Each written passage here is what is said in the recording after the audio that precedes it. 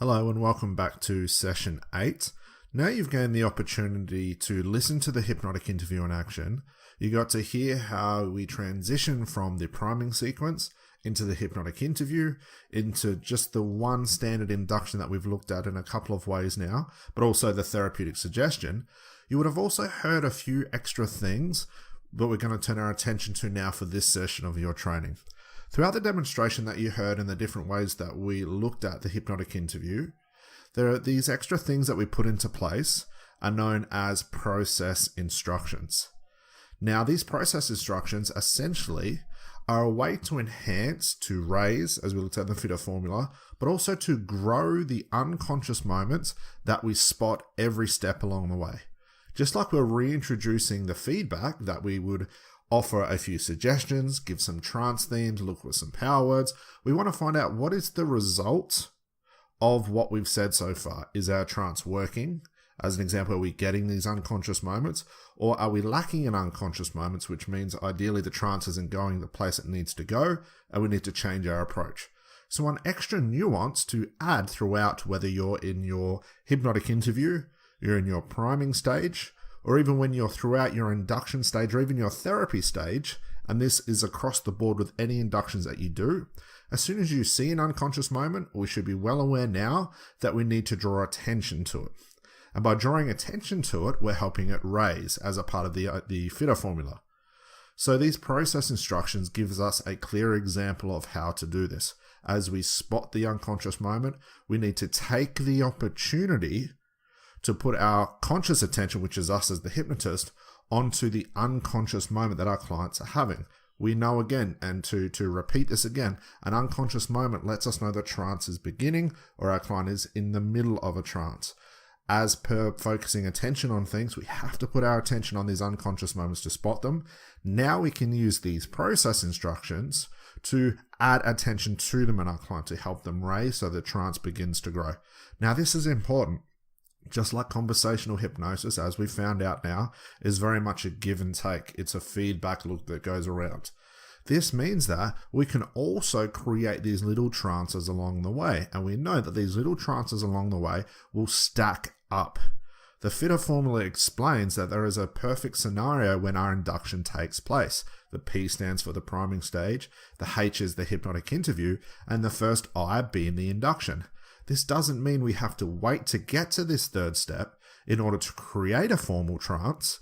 We will get to that eventually, but why not create these little indirect trances or these tiny small trances along the way? So when we do get to the hypnotic induction stage, our client is already feeling the trance. They're maybe 50% into it already from the processes beforehand. And these process instructions allow us to do this. Now, it does not matter whether you're halfway through your hypnotic interview, you're halfway through your induction, you might have only asked one question at the hypnotic interview stage. You might have only said a few sentences in your priming stage. As soon as you see an unconscious moment, what I would like you to do just for the majority of this training and just for this formula that we use in this online training is to drop what you're doing and use a process instruction. And I'll repeat that, is to drop what you're doing as soon as you see an unconscious moment. You could be halfway through telling a story. You could be halfway through your most advanced coaching or NLP or even other hypnotherapy techniques. As soon as you see a process instruction, drop what you're doing and put your attention on it. Put a client's attention on it with these process instructions. So what's a process instruction? A process instruction, as you would have heard from that demonstration, is a short, concise, direct instruction to the unconscious mind, not the conscious mind, the unconscious mind.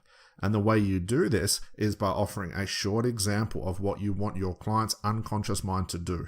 Think of it as you've seen the unconscious moment and you're basically saying to a client's unconscious, hey, I saw you. Thank you for doing that.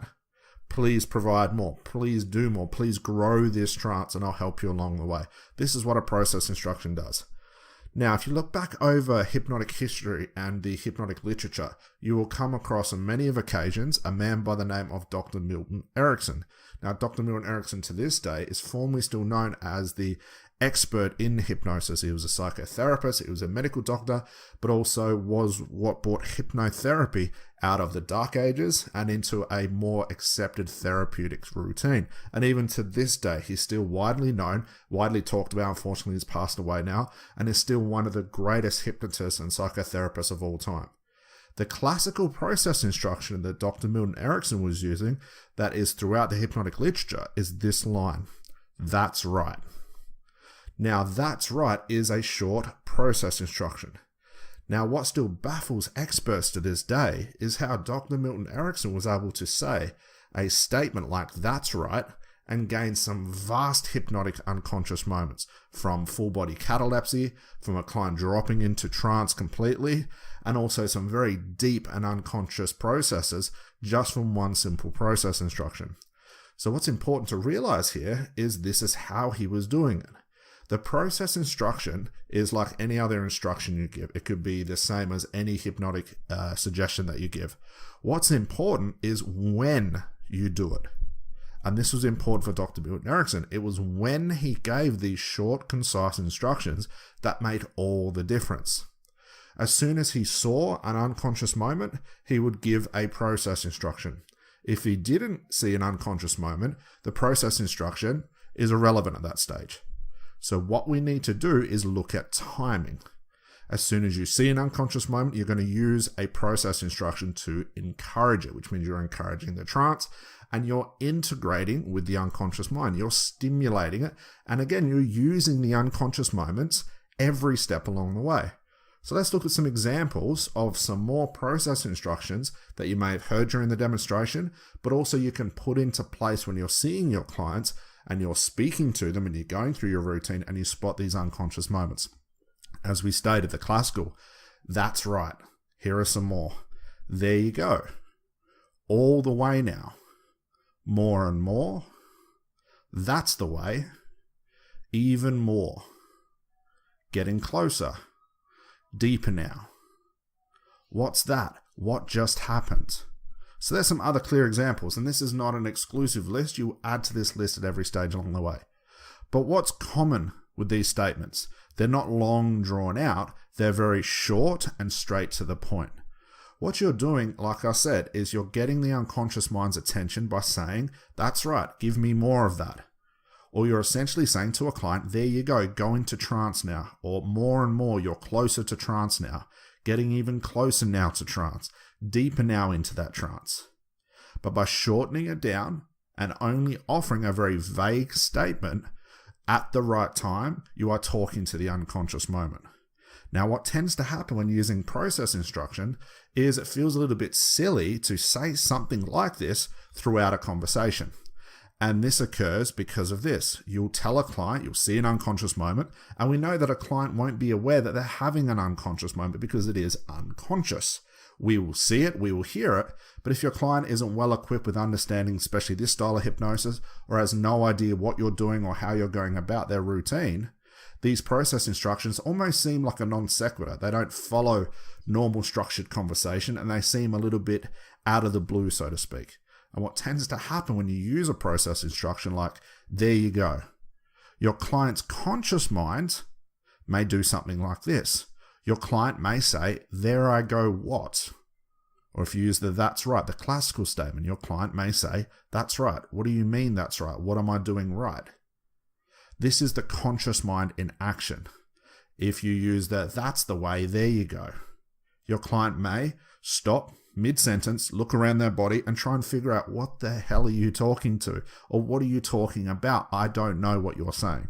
And it's this case that adds another hypnotic principle into the mix, which is confusion.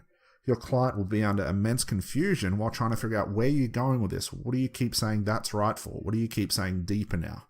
Now, eventually it will click. By saying "that's right" at the right time, often enough with repetition, your client will see where this is going and then start to feel the very unconscious moment that you're referring to. So the biggest thing with these process instructions, do not get distracted by what your client says after them.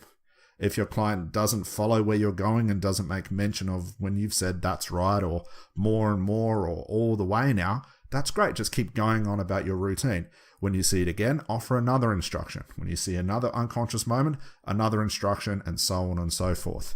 If, however, your client does stop mid-sentence and say, "What are you talking about? What am I doing right?" Or "What are you trying to say to me? I'm really confused."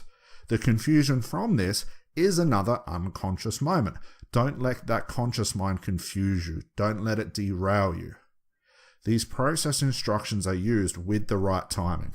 As soon as you see one, use a process instruction. As soon as you are seeing more unconscious moments, use more process instructions. As we stated before, why wait all the way until the fitter formula says that we should do the hypnotic induction? Why not just stack up these little unconscious moments along the way, but keep drawing attention to it? Now, what may happen?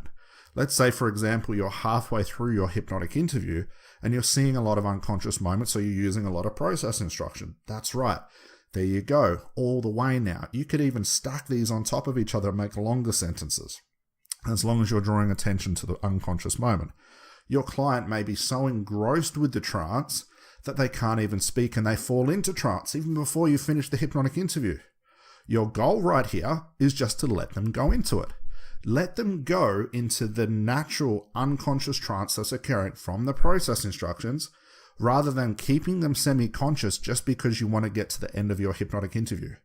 Let them go into trance, keep relying that they're safe, that you'll look after you. You might even do some therapy. If your client drops into trance, you may say, "Get something from this, really think this through." Now, when they come back, they're going to be slightly confused because they won't know what's happened. Then you go on with your normal interview, or you get some information from them. What just happened? Where did you go? Your client may say, "Well, at some point my eyes closed and it all felt really weird. Now I don't have my problem anymore." It could be as simple as that. So drop whatever you're doing when you see an unconscious moment. Draw a process to it, a process instruction. Let the unconscious mind know that you've seen it, and then adjust accordingly. If your client goes into trance halfway through your routine, use a process instruction, let them go into it. Then when they come out, pick up from where you were. So that's the understanding of a process instruction. From the demonstrations from now on throughout this program, you're going to hear a lot of them because it's a fast way to put someone in trance. It's very indirect and it will catch up with your client at every step along the way. So you'll hear many of those throughout the inductions that you've just heard in the demonstrations. Go back, try and list them all. What process instruction would you use? This is all part of your learning experience. So that's process instructions just for now. When we come back onto session number 9, we're going to look at a new induction. Let's change the pace, so to speak. Let's look at a new induction and start to put this all together. So you're going to hear numerous ways we can put this routine together that gives you variety and makes you a diverse hypnotist. We'll see you on the next track. Thanks for now.